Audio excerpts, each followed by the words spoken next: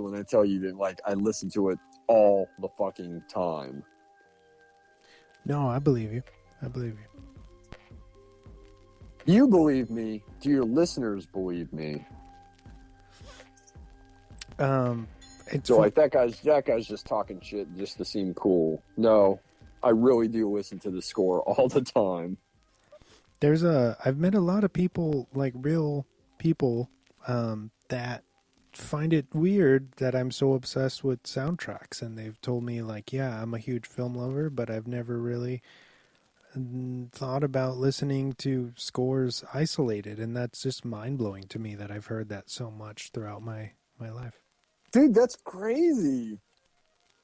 And is it just the fact that it's just music and not, not songs? Yeah, some people, they don't it doesn't grab them, or they're not able to decipher, I guess, between the two, or they think it's boring, or I don't know, strange, but That's nuts because, I listen to this constantly. Obviously, I listen to a lot of the Morricone scores all the time. I listen to Raiders of the Lost Ark constantly because that's an amazing film score. And like Aliens, and like I mentioned with watching some of those films, like listening to those scores gets me so fucking pumped up. So yeah, that's crazy that people would say, "Oh, I can't listen to film scores." I don't know. Maybe they need the excitement of the film going on at the same time to really get into it. Yeah, like the visual cues maybe is something that comes into play. But for me, I envision it like it brings me back to, without watching it, like, oh, like you're playing out, like, say, like when you absolutely. listen to like the Dust Brothers score for Fight Club, like I know the cues, and it brings me back to certain images and stuff that happen into the film, and that's what's great, like a huge enjoyment of collecting soundtracks and everything, at least for me. Oh yeah, absolutely. I mean, granted, I listen to a lot of these all the time, but I watch the films all the time too. So yeah, as soon as I put on the soundtrack, I know exactly what part of the film this movie is in, and it's like I'm watching the film without actually watching the film. You might know this. If your listeners don't know this, as soon as we're done with a movie, I start taking notes. I start doing my research for the next film that we have upcoming, which is most likely in about a month's time. And with Aliens, I was taking notes up until a few days ago, because there was so much research I was doing on it. So much stuff I had to pull from. There's a ton of great making of documentaries on it. Just stuff I'd found on the internet, as well as the stuff that's on the Blu-ray and DVDs. So I was taking so many notes. I have so many notes in front of me. I was just going to get completely lost in the weeds if I tried taking more notes.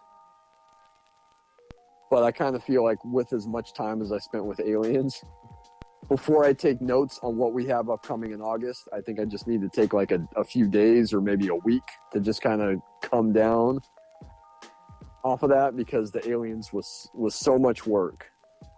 Yeah, it seemed like that it consumed you for a bit. I texted you a week, maybe 2 weeks in. I was like, "Oh, so many notes on Aliens so far." There was so much research. Surprisingly, I didn't have this much for Blade Runner, and I thought I had a lot on Blade Runner. Another great scene is when the survivors are all huddled together. They're in the room, and then they start getting the motion tracker stuff going on.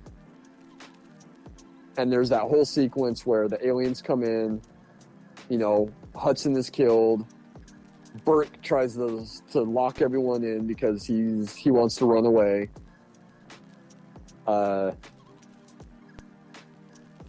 That whole sequence is amazing, with them escaping through the air ducts. You talked about Vasquez shooting the alien and getting the acid splattered on her ankle. so that she's immobilized. And Gorman comes to her rescue. They've had their tension between them because Gorman is, the reason why they feel like a lot of the Marines died, because he was inexperienced. He didn't pull them out. He didn't do anything to, stop that ambush from happening. He or also to save their lives. He also didn't really take Ripley seriously, which is arguably why the Nostromo fell apart, because nobody fucking listens to the woman who fucking survives. Yeah, because Ripley didn't, in Alien, she did not want Kane brought aboard. She wanted him quarantined because of that. And Dallas overrules her and brings it on board, and then all hell breaks loose.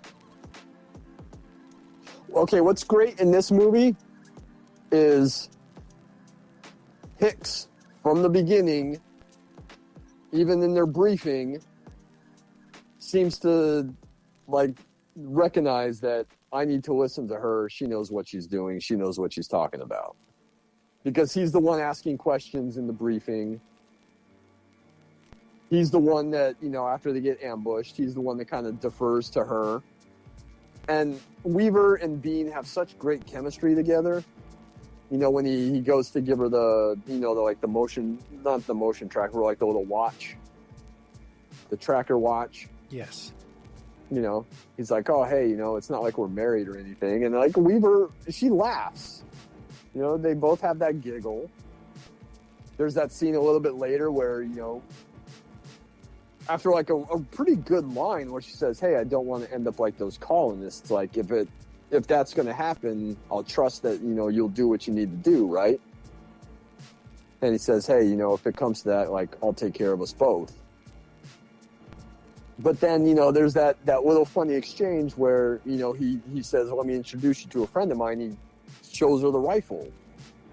And he starts talking about, how to use it and how to reload it and everything.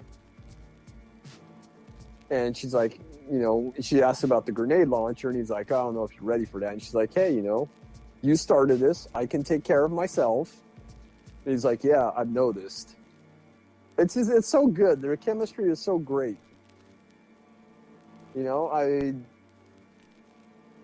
As much as James Remar might have brought to the role, James Remar is a bit more hard-edged. I'm wondering if those moments would have translated with Remar as instead of how Bean comes off in those scenes. I'm gonna shove that baseball bat up your ass and turn you into a popsicle. I honestly, maybe it's because I've seen this movie so many fucking times, and I know, James Remar, personally, of course. No, I just, I know his work, and I know how he is in films. I cannot picture him as Hicks. I almost wonder if, when Bean stepped in, if some stuff got kind of, tweaked to match more his persona. Yeah. Well, I feel like with Remar, he might have been less empathetic, maybe. Yeah, he doesn't scream like he has a lot of warmth. And granted, that comes off as most of the characters that he plays in the movies. Bean is great, and he's super incredible in those scenes with Weaver. It's kind of a shame that he hasn't become he never became a bigger star. I don't know, he pops up and shit, and he's great, and when he pops up, and it's another thing where when I talk with my friend Asakawa, it's always dude, Michael Biehn fucking rules. Why didn't that guy become a bigger star? You know how old he is right now? He's got to be pushing 60, if not older, right? He is 65. Wow. He's retirement age. That's insane, huh? Yeah. I mean, it makes sense because of how old Aliens is, now. I mean, yeah, it's 36 years old now.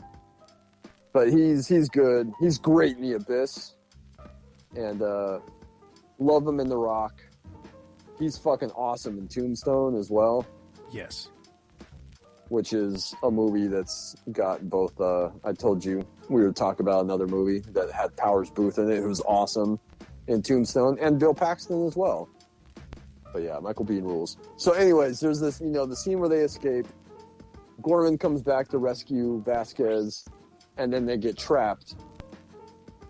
And, Gorman is shooting at the aliens, runs out of bullets. And there's that great line where Vasquez says, you always were an asshole, Gorman. And then there's like a great little bit where, he pulls a grenade. They know that they're fucked.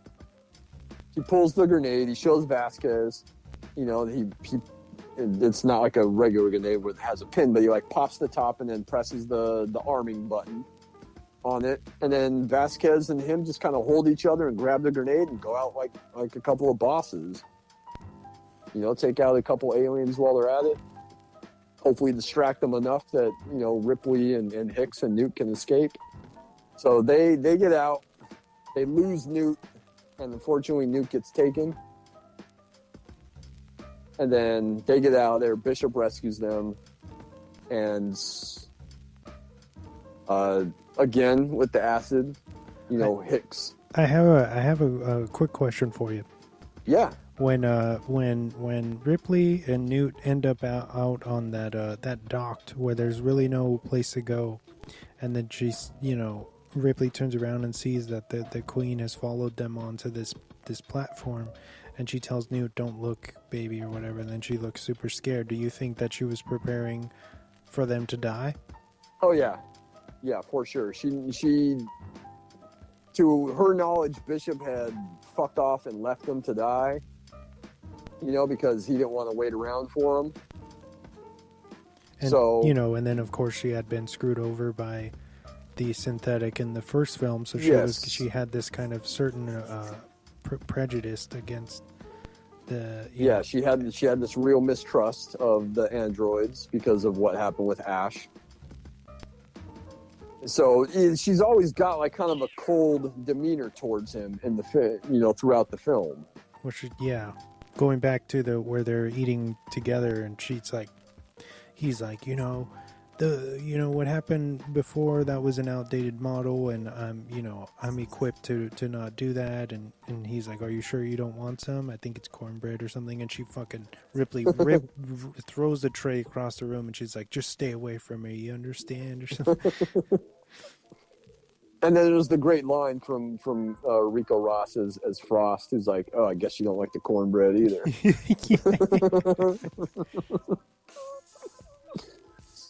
But she full on figured they were gonna die, and she was just, trying to prepare Newt for the end.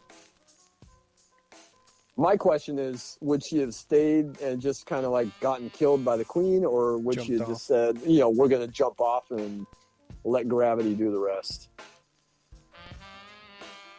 But this is what I want to talk about. I want to talk about the whole end sequence with the Queen, because it's awesome. The design of the Queen is awesome. There's discussion earlier in the film of, hey, we know that each of these facehugger creatures comes from an egg, but who lays the eggs? Where do the eggs come from? Because they never, in the first film, all they found were the eggs. All these colonists were impregnated by the facehuggers, which come from an egg, which then, birthed the alien, the xenomorph. Where did the eggs come from? And as she goes after Newt to rescue Newt, that's when we see the alien Queen, and the design is awesome. But before she goes down, she's gearing up. She tells Bishop, hey, I need you to wait because I have to go after Newt. She's alive. And she's gearing up. She does the badass thing where she duct tapes like the rifle to the flamethrower.